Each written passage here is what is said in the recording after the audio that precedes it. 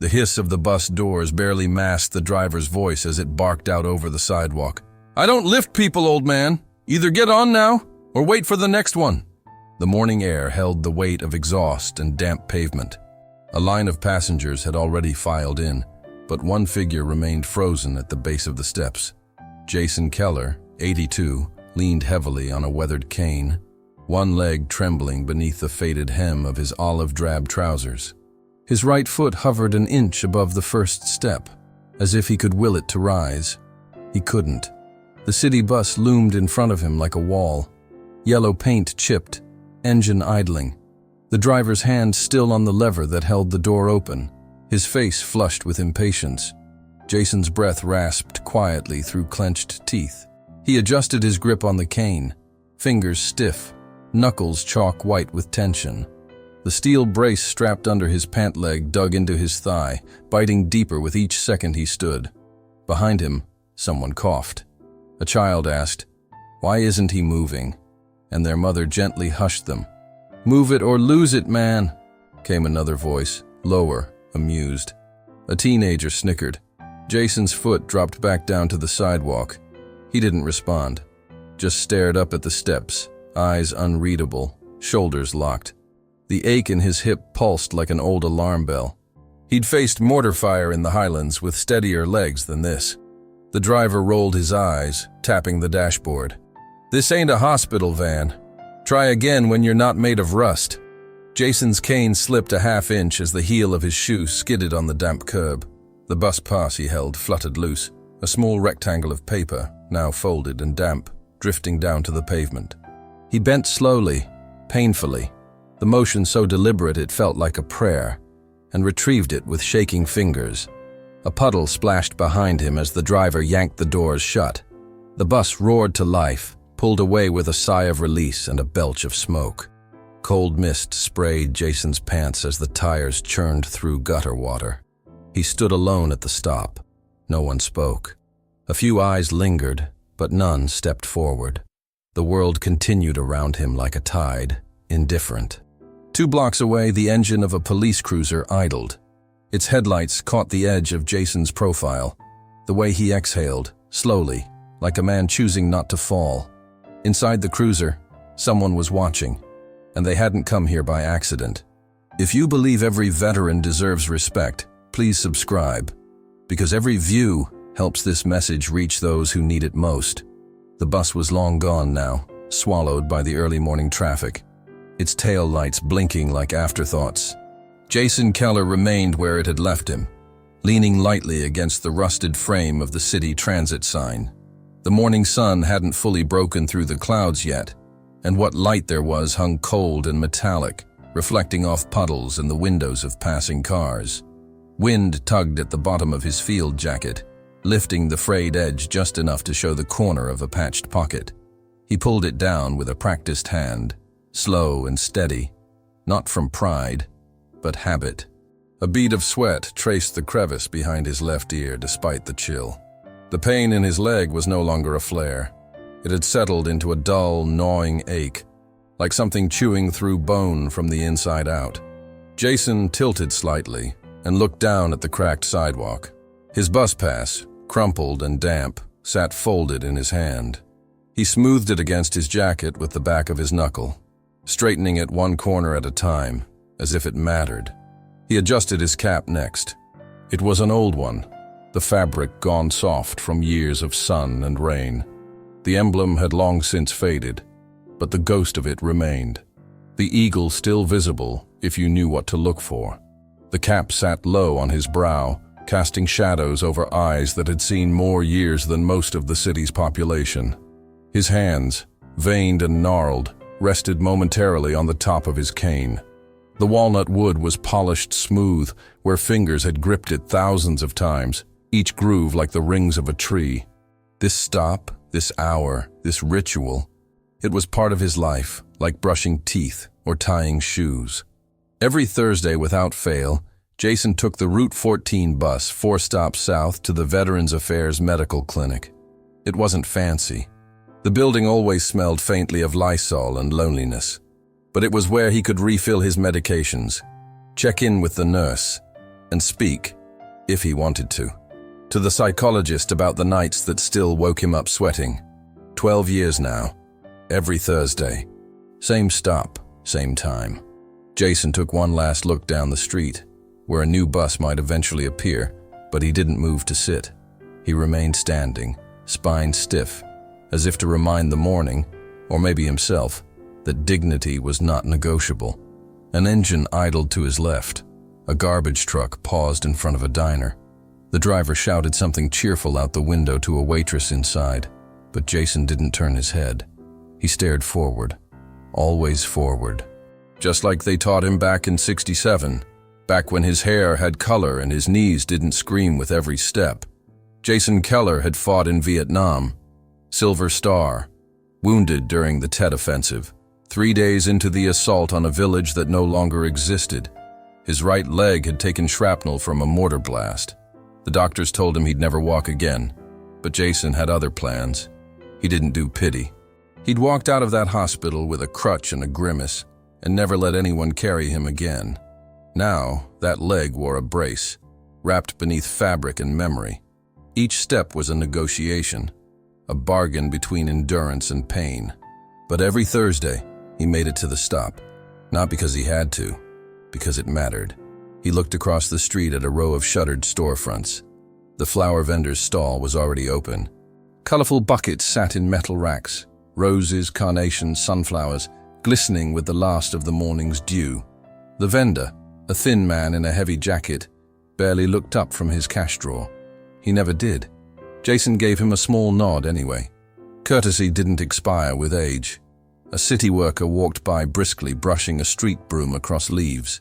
He glanced at Jason briefly, then looked away. Jason was used to that. People saw the cane, the stiff walk, the uniform beneath the jacket, and looked down or through him, like he was just another bench fixture, another tired piece of a city that didn't pause for slow legs. But Jason Keller wasn't looking for sympathy. He just wanted the system to work like it was supposed to. He'd served his country, paid the toll in blood and memory. All he needed was a ride to the clinic and back, and maybe, just maybe, a seat that didn't squeak.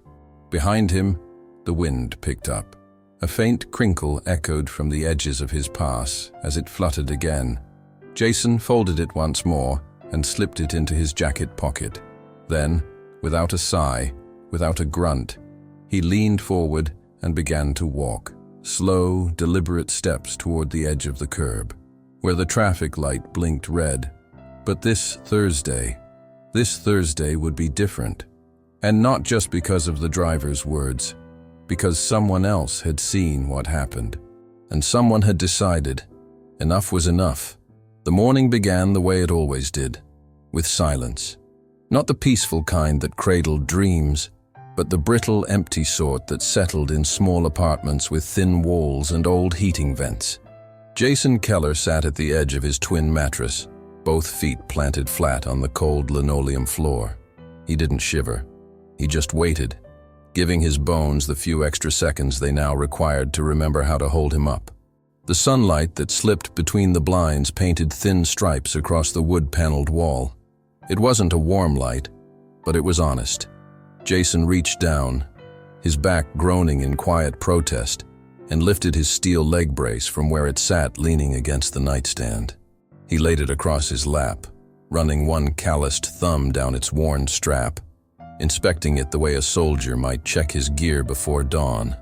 This brace had been with him longer than most people in his life. Its hinges creaked when the weather changed, which meant today they creaked a lot.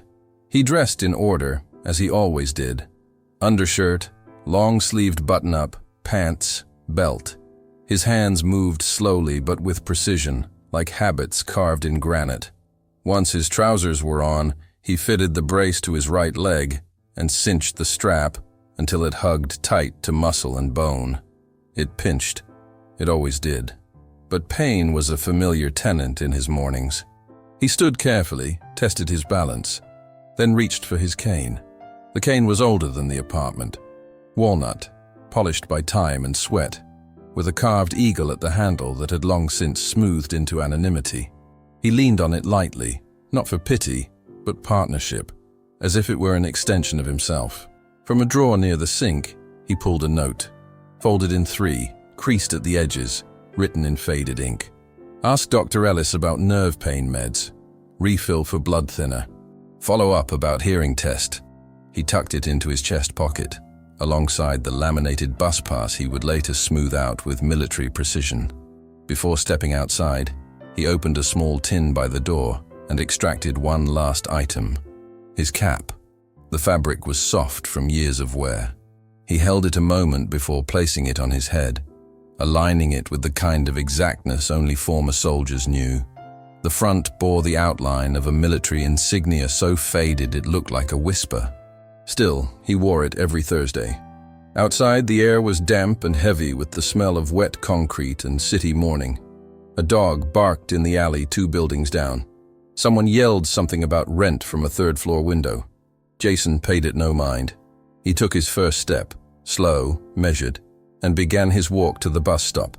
The journey wasn't long, just 2 blocks, but each stretch of sidewalk was a negotiation, not with his body, but with the world around him.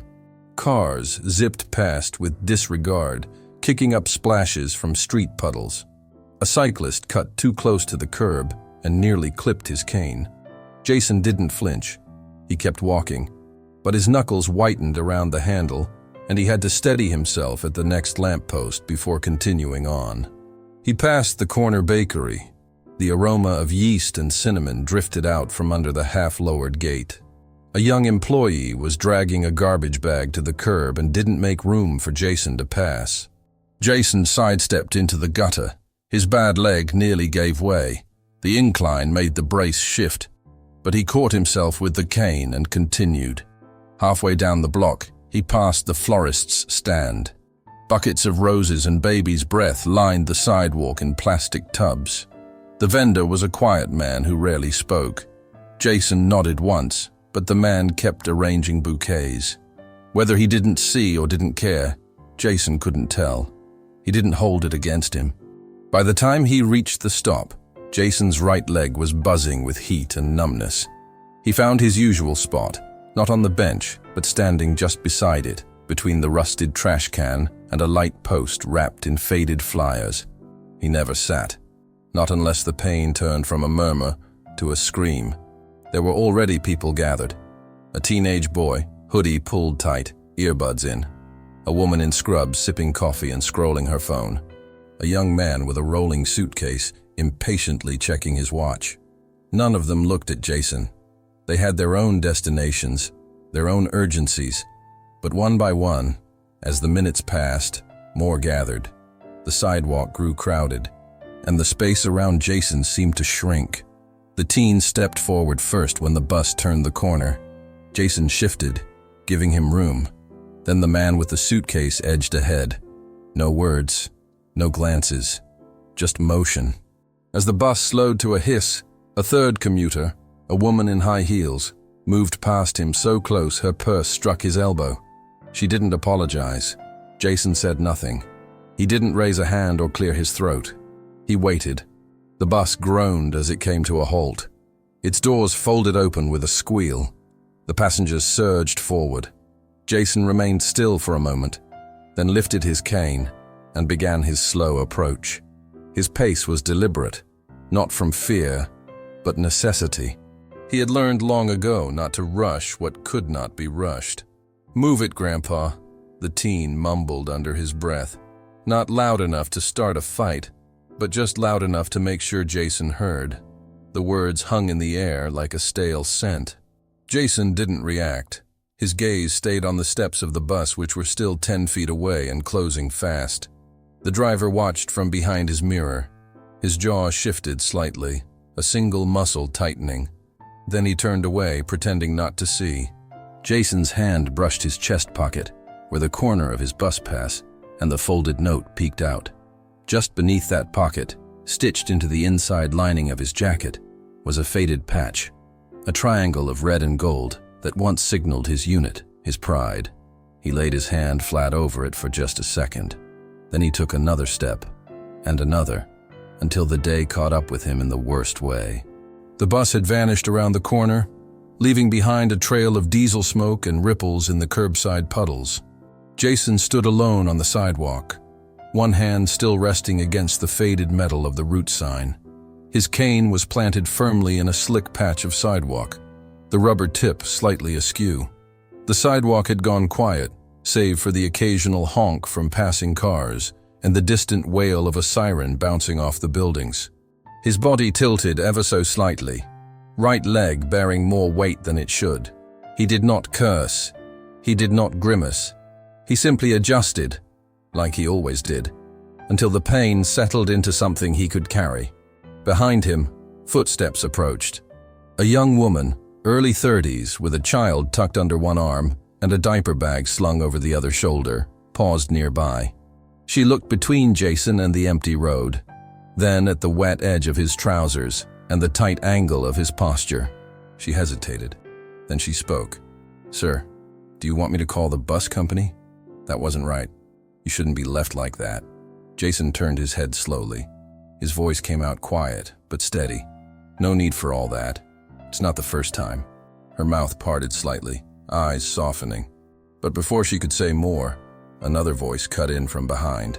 Louder, male, laced with sarcasm. "Oh, please!"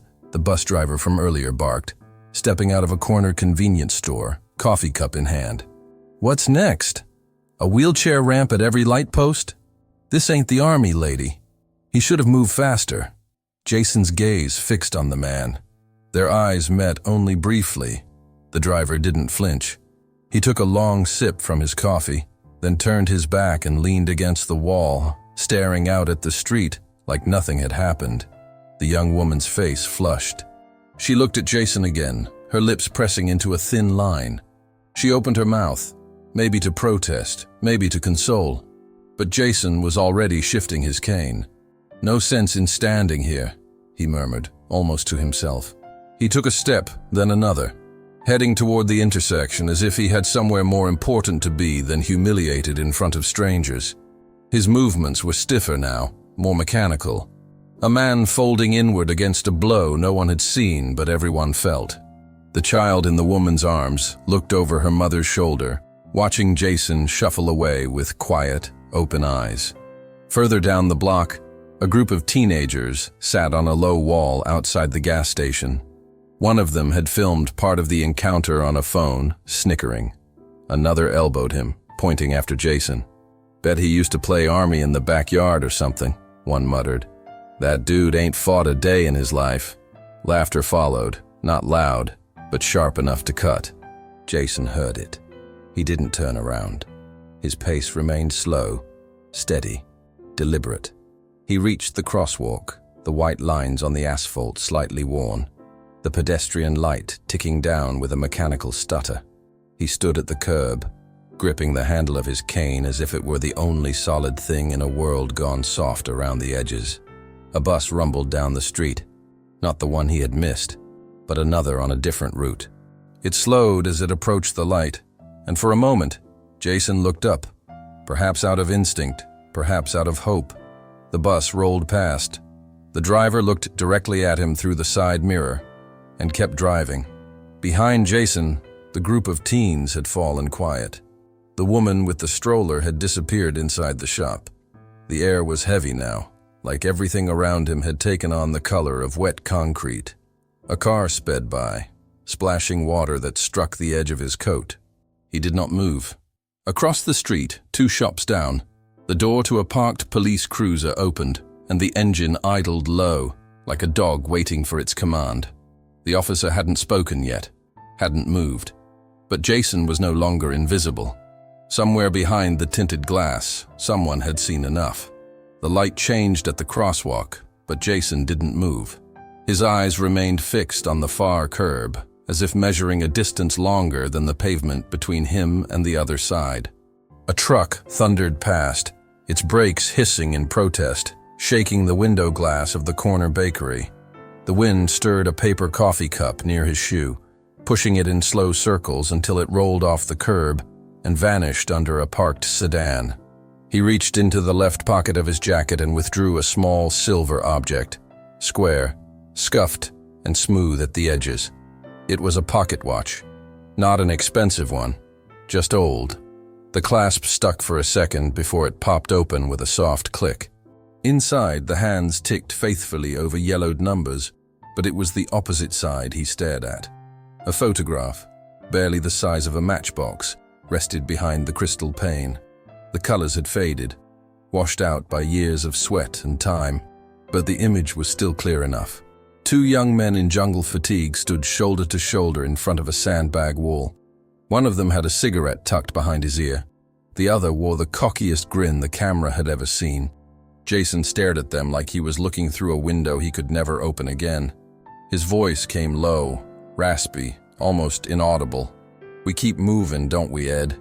He closed the watch and slid it back into his pocket. The moment passed like a tide receding, and when it was gone, the mask returned. Not a disguise, but armor. He adjusted his grip on the cane, tapped its base against the concrete once, and looked forward. To a stranger, he might have seemed like just another old man lingering at a crosswalk. But there was something in the way he stood. His spine wasn't perfectly straight, but it was strong. His shoulders bore more than age. They carried stories. The creases in his face didn't just mark time. They carved paths where memories had etched themselves deep. The brace on his leg caught the light as he shifted his weight, just enough to rest without sagging. The metal made no sound. It never did, unless it was angry. Today, it was just tired. Another bus passed. Jason didn't bother to look. He was not chasing anything, not anymore. Across the intersection, the crowd that had once buzzed with motion had thinned. The teens had wandered off. The woman with the stroller was gone. Only a few bystanders remained, pretending not to watch while sneaking glances when they thought he wouldn't see. But he always saw. Veterans learned a long time ago how to scan without turning their heads. He could feel their eyes. Curious, uncertain, guilty. It didn't matter. He wasn't here for them. In the distance, a school bell rang. The sound floated across rooftops, oddly delicate in a city full of engines and horns. Jason took a breath. It came slow, deep, controlled. It wasn't just air. It was ritual. He had learned in war that control was the last thing a man could own. So he held it, with his breath, with his silence, with his stance. A pair of pigeons flapped down near the gutter, pecking at something near a puddle. One of them startled as a cab swerved too close to the curb. Jason didn't blink. His hand, resting lightly on the curve of his cane, adjusted its position by half an inch, fingers curling with the familiarity of decades. Then came the sound. Not loud, not aggressive, just the quiet click of a car door opening and the shift of leather against a uniform seat. Jason didn't turn around. He didn't have to. Something in the air had changed. The kind of change a soldier feels in his chest before the first bullet is ever fired. Across the intersection, past the exhaust trails and early traffic, the black and white police cruiser had come to life. Its engine no longer idled. Its headlights were fixed, focused, and a figure had stepped out, boots hitting pavement with quiet finality. But Jason Keller remained still. He didn't expect honor. He didn't ask for help. He just waited, because whatever came next, he had already survived worse. The sound of boots meeting asphalt was a small one, barely audible over the hum of the city.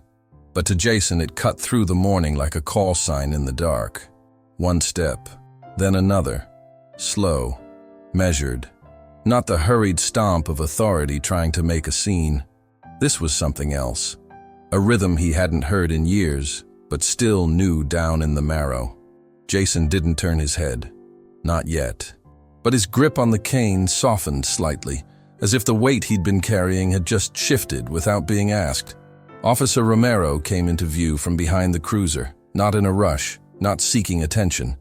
Late 30s, trim build, tan complexion. His uniform was crisp but worn at the edges in a way that said he worked more than he sat. His hands rested loosely on his duty belt. Not ready for action, just grounded. He crossed the street without a word. The lights hadn't changed, but the cars slowed anyway. One stopped altogether. The driver inside didn't honk, didn't protest. just watched as Romero approached the man standing alone at the curb. Jason stood as he had, spine lined with old pain, expression unreadable. He didn't ask questions. Neither did Romero. When the officer stopped just beside him, they stood shoulder to shoulder, facing the same direction. For a few seconds, neither spoke. The breeze picked up. A newspaper page flapped against the nearby post, then peeled off and skated down the road. A seagull called from above, circling with lazy wings above the grocery store roof. Somewhere across the intersection, a man lit a cigarette and forgot to smoke it. Romero's voice, when it came, was quiet.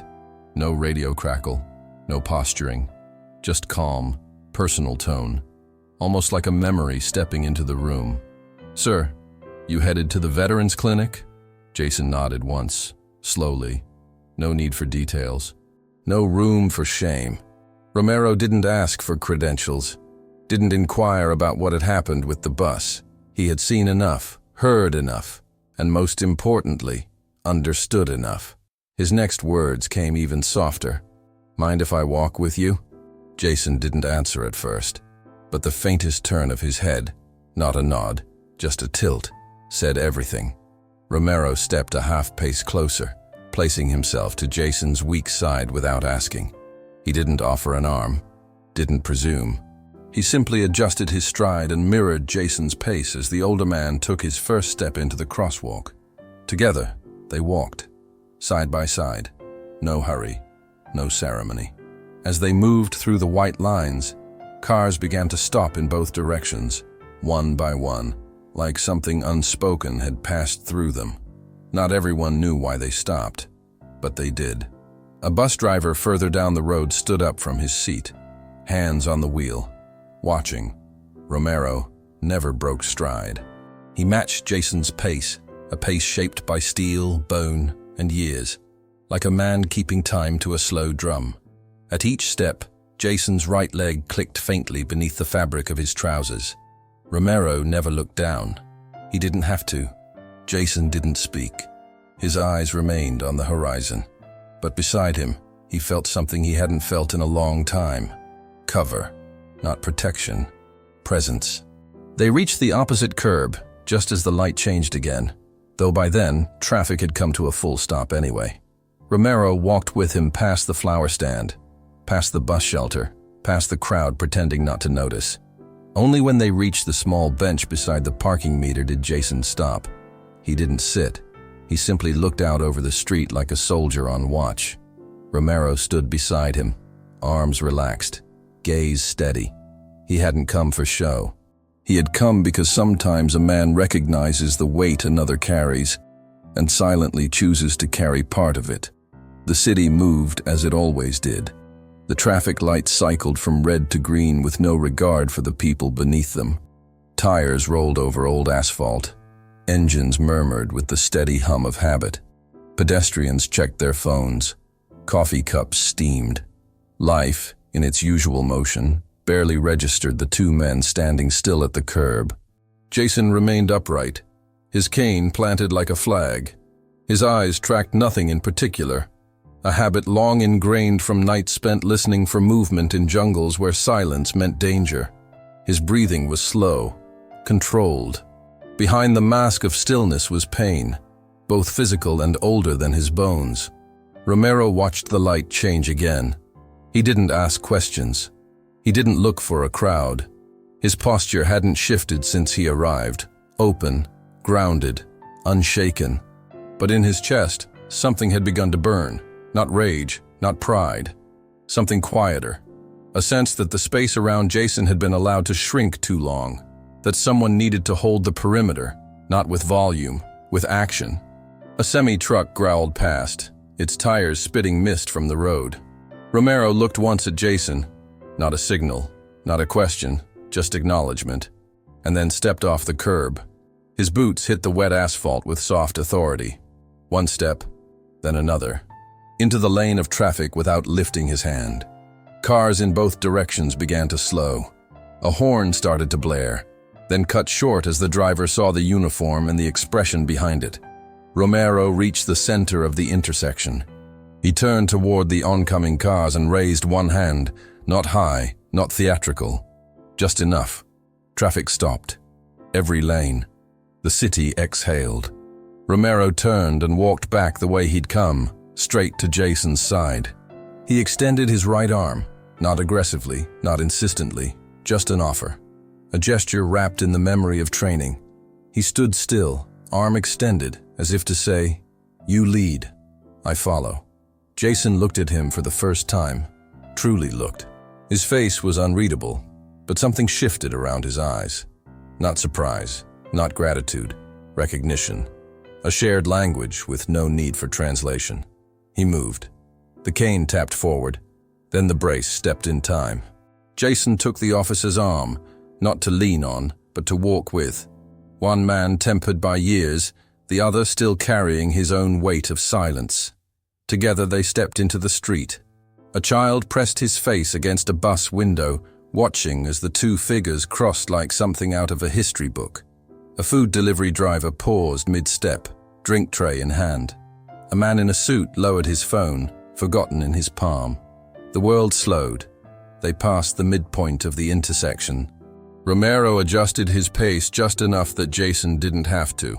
No words were exchanged. They didn't need them. The act spoke louder. From the far side of the street, a second bus had pulled to a slow stop. Not because of the signal, but because of the silence. The driver stepped down onto the pavement, removed his cap, and stood by his door, watching. Jason didn't glance up. He kept moving. When they reached the far curb, Romero steadied him one last time, then released the arm gently, like placing something sacred back where it belonged. "You fought for this country," he said, voice low but firm. "We can stop traffic." Jason said nothing, but he stood taller. The cars remained frozen. No one honked. No one moved. Then Romero turned his head, just slightly, and said 6 words that reached farther than any siren ever could. He earned this. All of it. The far curb was behind them now, though neither man had taken another step. Jason stood just beyond the painted line of the crosswalk, his cane planted between cracks in the concrete, the faint hum of traffic still muted by Romero's presence behind him. It was the kind of silence that felt deliberate, not a pause in sound, but a holding of breath. Jason adjusted the sleeve of his jacket. The corner of a worn patch peeked out, red, gold, and olive, barely recognizable anymore. He didn't hide it. He didn't show it. It simply existed, like the scar beneath it. Romero stepped once to the side, just enough that their shoulders aligned, and spoke without looking. "Hill 47 or Hill 92? The question landed like a stone dropped into a still lake. No noise, just ripples. Jason turned his head slowly, his gaze narrowing with the kind of focus that once scanned tree lines for snipers. "Hill 47, he replied, the words dry, matter of fact. "Near the Paddies. February of '68. Romero nodded, almost imperceptibly. "Same op. I read the debriefs. They said it was unwinnable terrain." Jason's lip curled at the edge. Not a smile, not amusement. Just the faint suggestion of a memory. His voice lowered. "Hot air, wet ground, steel rain. Took us 3 hours to cross a quarter-mile. We didn't leave with the same number we went in with." Romero didn't ask for more. He didn't need it. They stood in silence again, but something had changed in the air between them. The city still moved. Horns blared further down the avenue. A bus hissed at the next intersection. But around them, there was a stillness, a widening circle of unspoken reverence. Not because they had asked for it, but because people, even strangers, could sense when something sacred was unfolding. From the corner of the bakery, a woman with flour on her apron watched from behind the glass. A construction worker across the street leaned on his shovel, arms crossed, gaze steady. The man who had laughed earlier, one of the teenagers, stood behind the stop sign, his phone limp in his hand, now forgotten. Jason looked forward again, scanning the horizon with old eyes. He didn't speak of medals. He didn't speak of wounds. But his presence, his silence, spoke volumes. Romero adjusted his stance slightly, his boots aligning as if reporting in. His voice was lower now, not just quiet, but reverent. My uncle was on Hill 92. Said the air stank of blood and rust. Said it never left him. Jason breathed through his nose, slow and deep. Red clay, he murmured. Steam rising off the dead.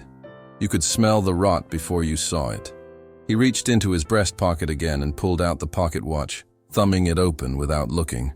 The photograph inside caught a stray beam of sunlight, and for a moment, the face of the smiling young man beside him flickered back into the world. Jason didn't speak his name. He didn't need to. Romero glanced at it and nodded once, solemnly. The men said nothing more, and for a few seconds the two of them stood like statues in the city's blur, bonded by memory, by pain, by the simple truth that war carves something permanent into the soul, and only those who've carried it know how to read the signs. A boy with a skateboard walked by and slowed. He looked up at Jason, then at Romero. The skateboard inched forward on its own, but the boy didn't move. He just watched. Behind them, the bus driver, who had once stood silent at the wheel, still hadn't sat back down. No one had planned to bear witness, but now that they had, none could look away. Romero had stepped back slightly, letting the moment settle. Around them, the city had resumed its cautious rhythm, but slower now, as if the tempo of the morning had changed since the crossing. The cars at the light remained still, even though the signal had turned green and cycled through twice. No one moved.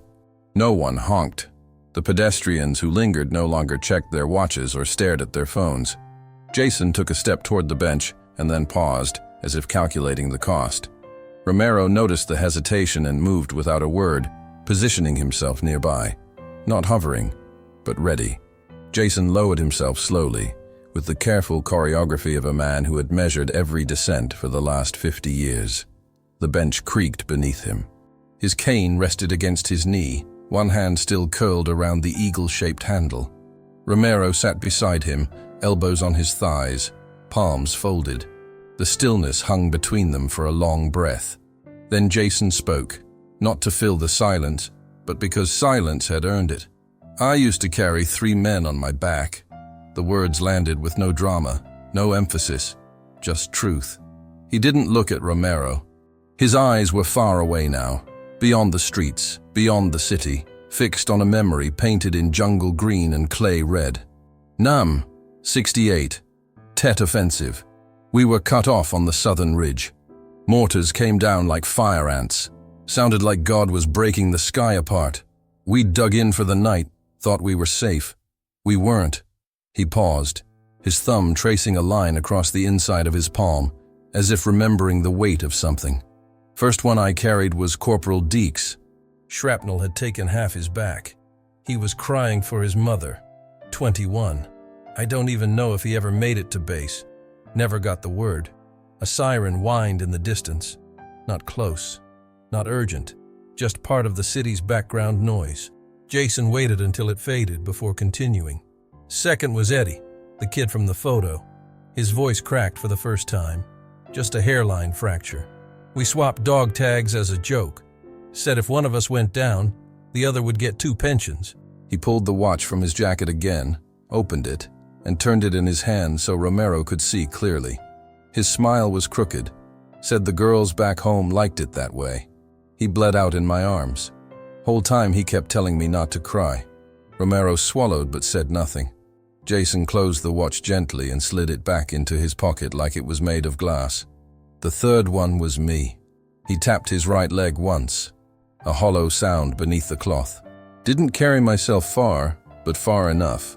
I crawled until the clay felt like cement, passed out next to a burned-out tree stump, woke up with a surgeon telling me I'd never walk again.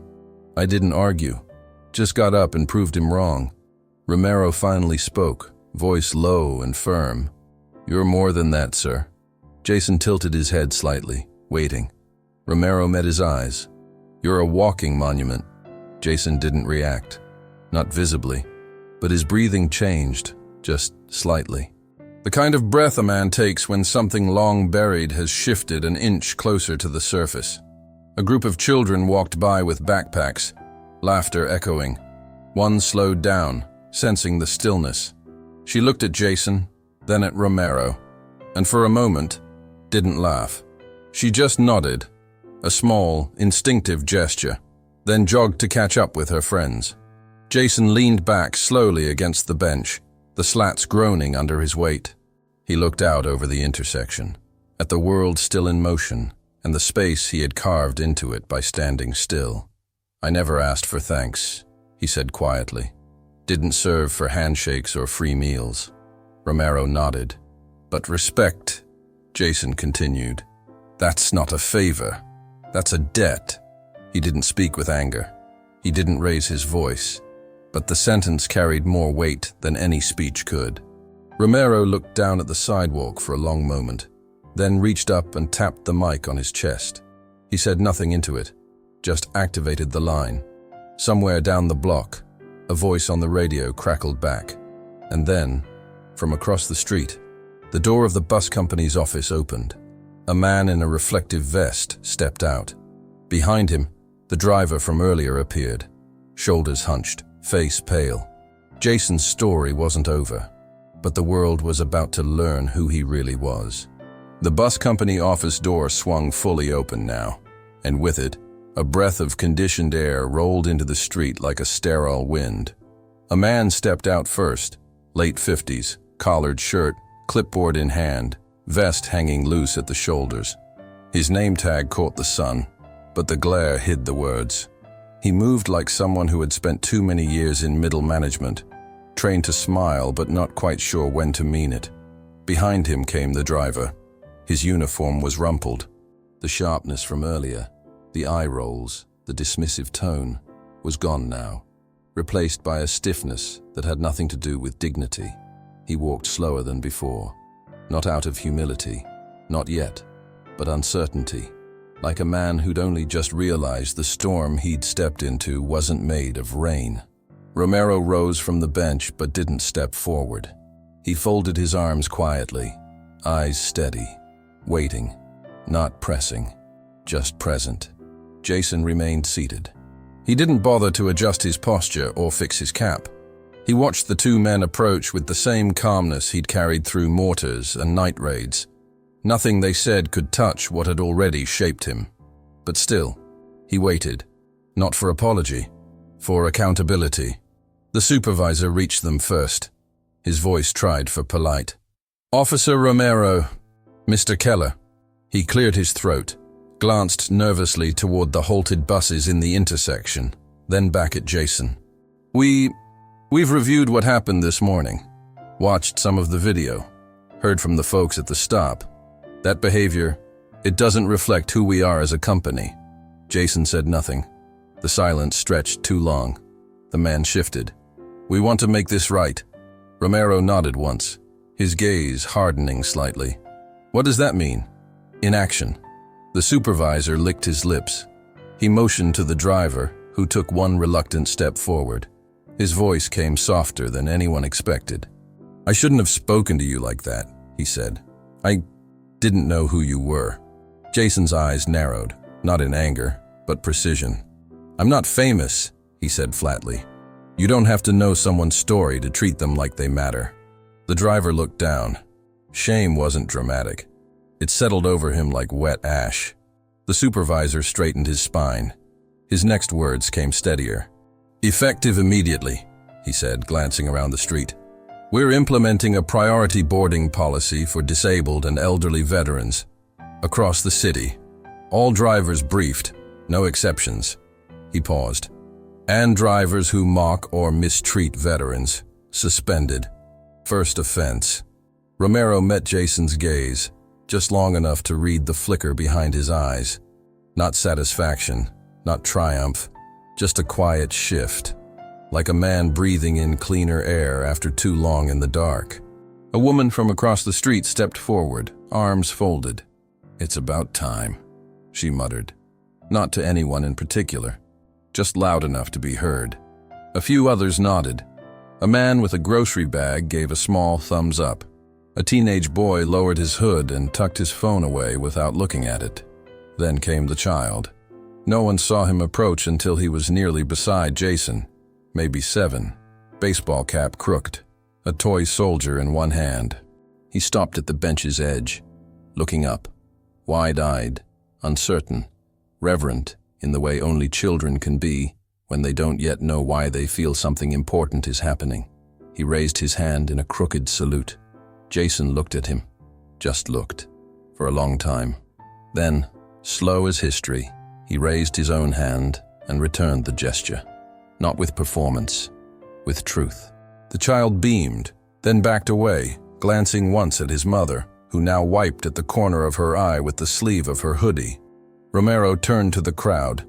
No microphone, no badge waving, just a voice loud enough to carry. Some men wear their uniforms once, others never take them off. The street was still now. Even the buses remained quiet, as if the world understood that something had shifted. Not a moment, a standard. And it had started with one man, one brace, and one cane, standing his ground, not with protest, but presence.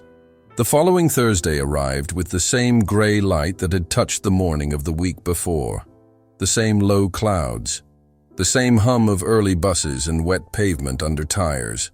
The city hadn't changed, not on the surface, but something in its rhythm had slowed, softened. Jason Keller stood at the corner again. Same jacket, same cane, same folded note in his chest pocket, this time reminding him to ask about a vitamin refill. The pocket watch rested where it always did, just over his heart. His cap sat level. No adjustments needed. But one thing was different. He was not alone.